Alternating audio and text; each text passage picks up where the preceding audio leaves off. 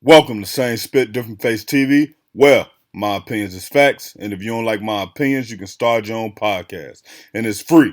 So don't forget to spit on the like button, the subscribe button, and the notification. Now, Spit Squad, Andrew Schulz went back at Kendrick Lamar. We know that Kendrick Lamar said something about Andrew Schulz on his album, basically said he shouldn't be allowed to speak on black women.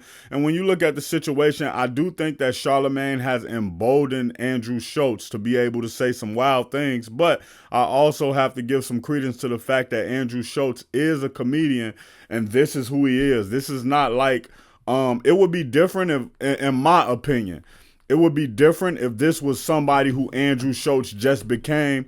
Like he got into the film and he got into the field and he basically started saying, "Oh, let me start doing this because I see it's getting me." This is who he's been since day one. So it's not like he's a character of himself, in my opinion. But I don't like what he said about Kendrick Lamar as well. He basically said, yo, if him and Kendrick Lamar was in a cell together, he would be able to have his way with him.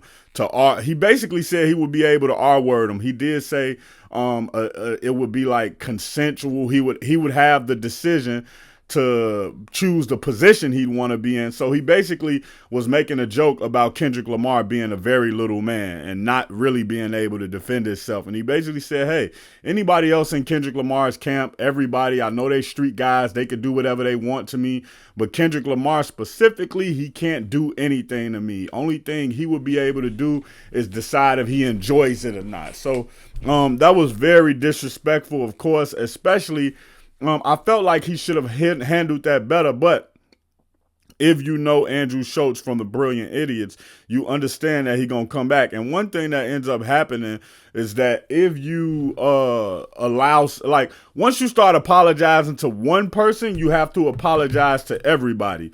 Once you allow one person to take something from you, everybody will start taking things from you. So from that perspective, I understand why he didn't go into that situation and why he didn't allow himself to apologize and why he stood firm in what he said.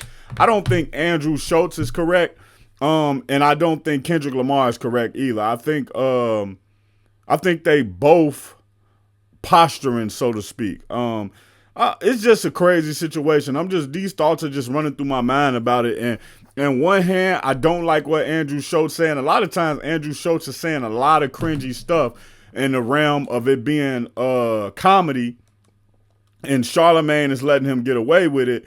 But Charlemagne will call out other comedians for things that they say. So it's kind of like I guess a catch-22 or something like that.